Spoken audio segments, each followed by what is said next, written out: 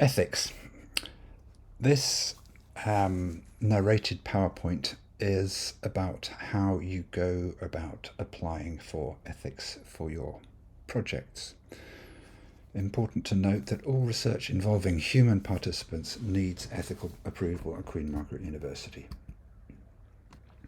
I'm going to talk about where to find the relevant documentation and what you need to know in order to fill it in. There'll be a little bit about the principles of research ethics, but the assumption here is that you will have had classes on this already. And then I'll talk about the research process, the ethics process at QMU. All the way through, I'll be talking about typical issues that crop up in student projects. First of all, where do you go to find the documentation?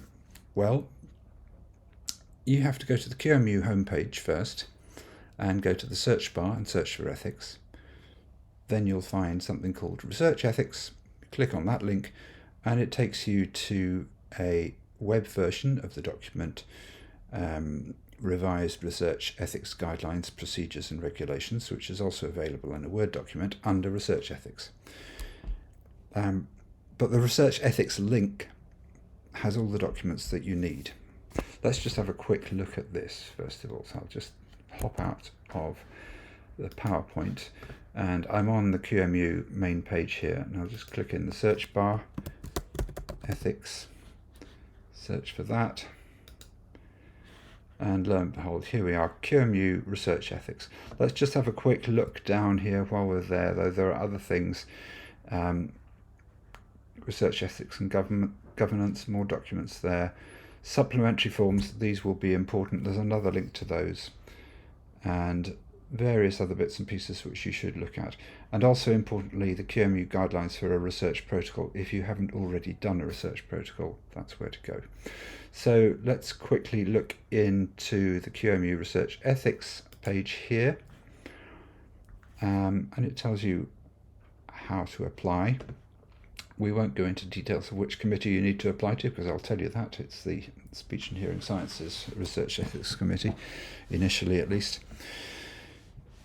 The link to the Research Ethics form is here. There's a supplementary form information page linked here, and there you will have to go if you need to recruit human participants for your research.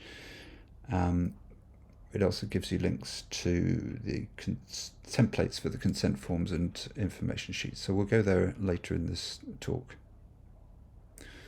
Okay, just to skip back to the PowerPoint now.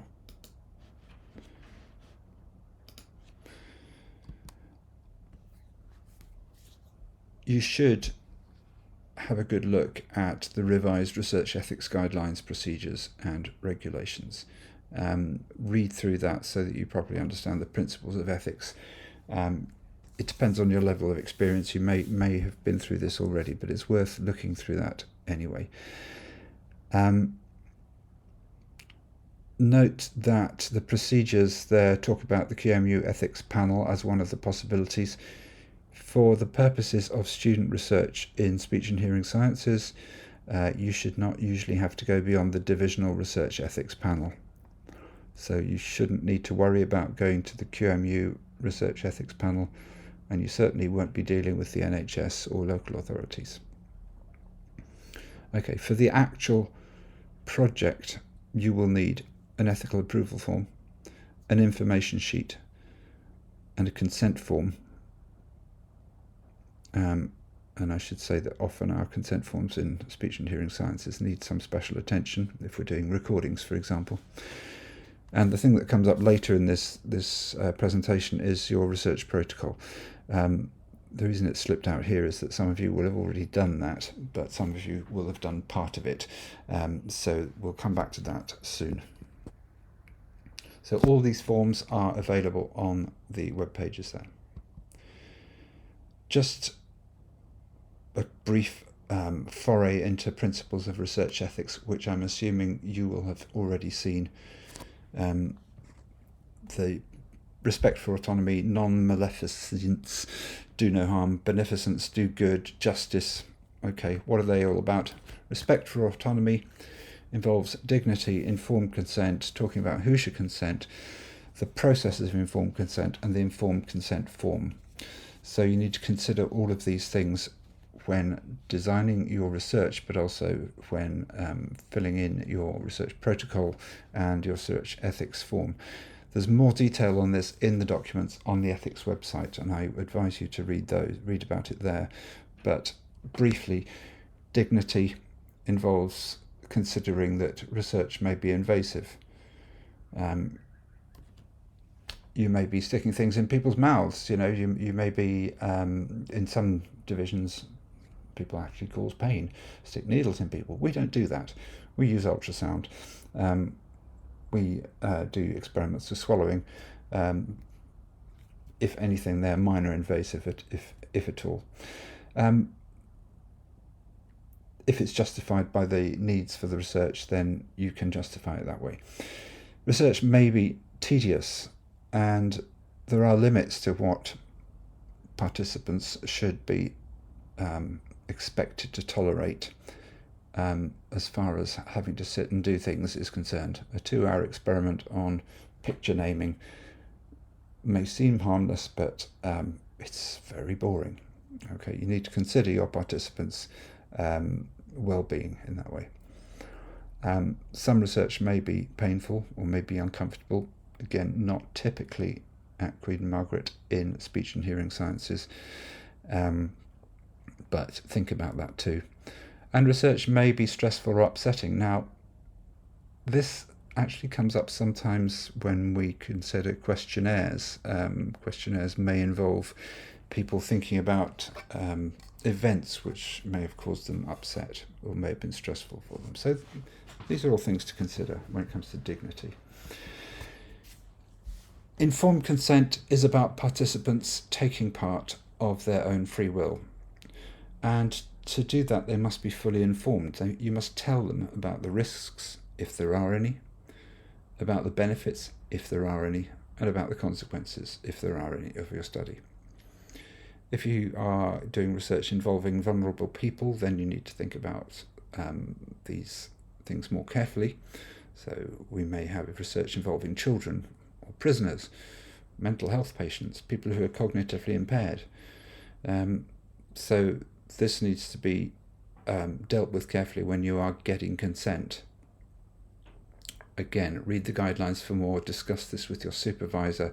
They will probably have experience in this area. Implicit coercion doesn't normally come up in our types of research. That's the sort of thing where you have patients under treatment and they might be concerned that they will lose out if they don't consent to their participation in a study. It doesn't usually happen with us, but worth being aware of. Who should give consent? Only persons able to freely understand, question and refuse without fear of sanction or reprisal can give informed consent. Okay, normally for us in speech and hearing sciences, we don't have any problems around this. But what about children? Or what about people with mental or intellectual impairments? People who are severely ill or people who are heavily medicated? It's unlikely to be in your population, your sample population, but it could be.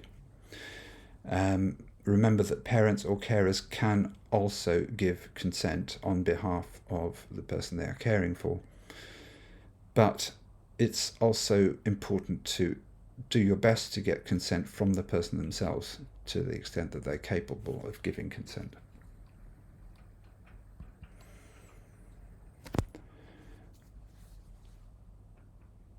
Now, okay, I've referred to the information sheet here. There is a template information sheet. I'll come back to that later, but we need to think about what participants need to know. They need to know about the goals of the research. They need to know about possible benefits and possible adverse effects, if any. Hopefully there won't be any in your type of research. They need to know that they are able to withdraw consent at any time with no consequences. Okay, so they may decide halfway through the study that they can't go on for whatever reason. We don't need to know. They are allowed to withdraw their consent. They need to know that their data is being protected and what sorts of protection is in place. giving information on this information sheet, you need to consider readability. It needs to be easy for anybody to understand. Don't put in scientific language. Don't put in great long sentences with multiple bits of punctuation. Keep it short and simple. You need to be honest about the risks and the benefits. Be honest even about something as simple as it potentially being boring. Okay, so I've just put in a few key points here, and you should really go and check the ethics guidelines for more information. And discuss this with your supervisor. The consent form is a form which everybody should sign in order to say they have read the information and they have understood the information and that they are willing to take part. In the case of speech and hearing sciences, if you're doing audio or video recordings, you might want to put in multiple options. For example, in some experiments or in some recording situations, we might want to use some of the recordings as illustrations of features of speech, for example, in conferences or in training. And that is in addition to the research data analysis. So you might want to put in a checkbox for that in your consent form. And that means that people can still consent to do the study, but can not consent to have their recordings used in these circumstances. If you're doing an online experiment or an online survey, you will do this by having some information on a screen and then having a checkbox for consent. As simple as that. Oh, I have just slipped out of here because I wanted to show you what the consent forms look like. Here is an example consent form. Well, it's a template for the consent form you might use. When you come to use this, if you use this very template, remember to delete things. You don't give them something which is titled example consent form. You don't give them something with a note saying this is an example of a consent form, right? And you type your project title in there rather than leaving the title of the project goes here there. It sounds like I'm being patronizing, but I have seen students leave some of this stuff in there. Okay. Here are your checkboxes. I've read and understood the information and this consent form. I understand I'm now under no obligation. I understand I have the right to withdraw from the study. I agree to participate in the study. Okay. If you're doing it on paper, then you would have name of participant, signature of participant, signature of researcher, and the date. As I've already said, if you're doing an online experiment, there's a lot more anonymity built in there, and you will just have them tick a box to say they consent. Important to edit this bit as well. Your name is unlikely to be Sam Student, and you are an undergraduate student or a postgraduate student in which division? It's the Division of Speech and Hearing Sciences, not the School of. The school is Health Sciences. Okay, and remember, put in your email address there. Don't give your home phone number. You don't need to leave a phone number there anyway, because people are unlikely to phone in. It's more likely that people are using email these days. Obviously, don't give home contact details. And obviously, just now. Okay, here is an example information sheet. And again, note you'll need to adapt it for your own study, and your name is not Sam Student. And you change that bit to whatever. School of Health Sciences at Queen Margaret University. The title of the project goes in there. So read through this and decide which bits you need. Don't leave X's in there, and make sure you change all the information that you need to change. On this form, you will have your own name at the bottom for contact details. You will also have the contact details of an independent advisor. We do not have an advisor called Dr. Chris Lecturer in the university, you will need to fill in the name of a real person here. This real person should not be you and should not be your supervisor. It should be another person in the division. Very often the head of the research centre or the head of the division, or if they are supervising your project, another prominent member of the division. Okay. Again, change all the details as appropriate. Okay, I'm just going to go back now to the PowerPoint and continue where I was. Okay, maleficence. Do no harm. Most of our projects do no harm, but do be aware of possible emotional effects of, say, in questionnaires where emotional topics may be brought up. Remember, wasting time is an ethical issue for participants. All the procedures should be approved by your supervisor, and that includes questionnaires, and that includes them considering whether you're wasting people's time. Risk assessment is a major part of some studies, but really not often in speech and hearing sciences. But again, consider emotional effects and provision of possible support if needed. Obviously, beneficence, we all hope research will benefit someone somehow, but don't exaggerate the possible benefits to the participants. They're not going to go home feeling better having done something for the world. You don't need to say much about this. Justice. Okay, this is about equality. I could refer to equal opportunity to take part in the study.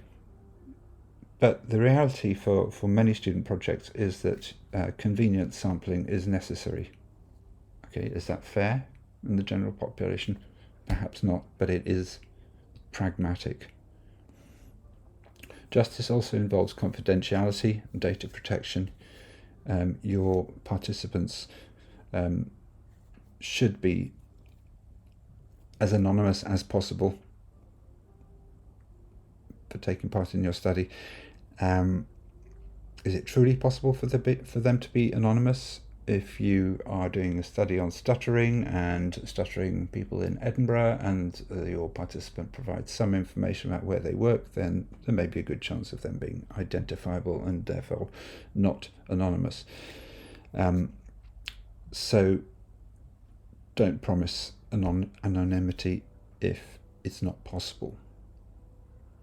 But remember, you need to handle things very, very carefully, and people need to be aware of what the issues are. So in the information sheet, that needs to be made clear. Data storage.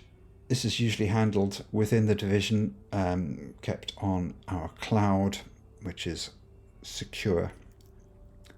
You should not keep all your research data on your personal computer or any storage device of your own. I've already talked about in the information sheet here.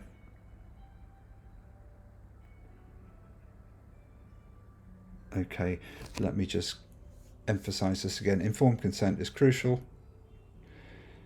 Read the guidance, search for ethics, go to the second page linked there to look at the research ethics and governance page.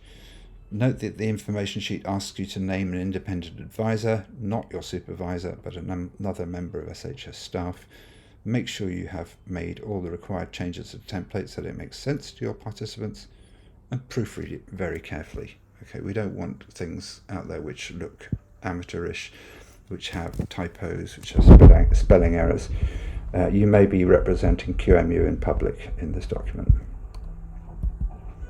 Okay, the research protocol. Every ethics application must be accompanied by a research protocol. I'm just going to skip to the bottom here and say that right in some modules heading towards their dissertation, students will already have written a protocol as an assessed element of a previous module. Lucky them. However, they should check it because it's likely that they will need to alter this after feedback on your assignment and after further discussion with your supervisor. Now, if you are writing the protocol, see the QMU guidelines for a research protocol. It's a few items down the page where you search for ethics from the QMU homepage. and there are guidelines there for how many words you should write per section. Please don't exceed the guidelines. Keep it concise. Don't do too much. You do need to describe things accurately, but you do not need to write a book here.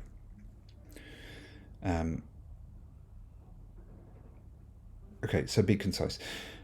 Now, you will notice that some of the things you write in your protocol are relevant to the ethics form.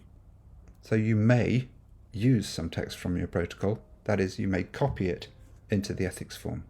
That is not a problem. That is not plagiarism of any sort. It's all part of the same process. So don't worry about that. Okay. How do we go about it at QMU? How do we go about the ethics process? Well, the documents have to be prepared by the student with guidance from their supervisor. The ethics form itself needs to be signed by the student once it's complete. Then it needs to be seen by the supervisor and signed by the supervisor once they are satisfied that it is complete and correct.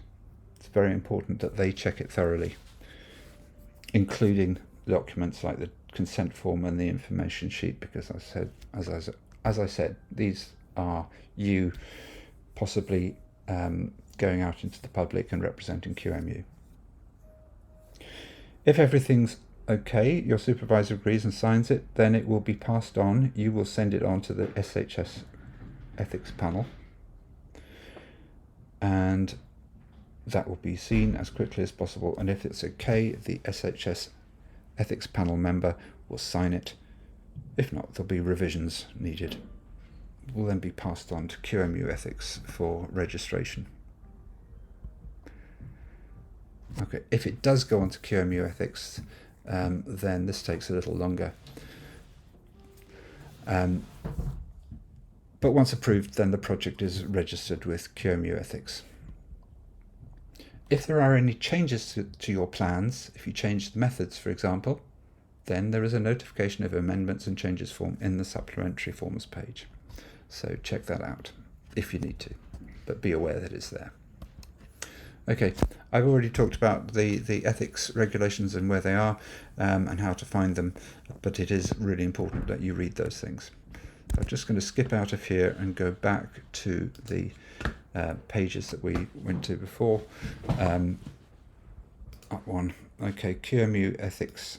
We've got research ethics and governance here. Read those documents. Supplementary forms are linked here.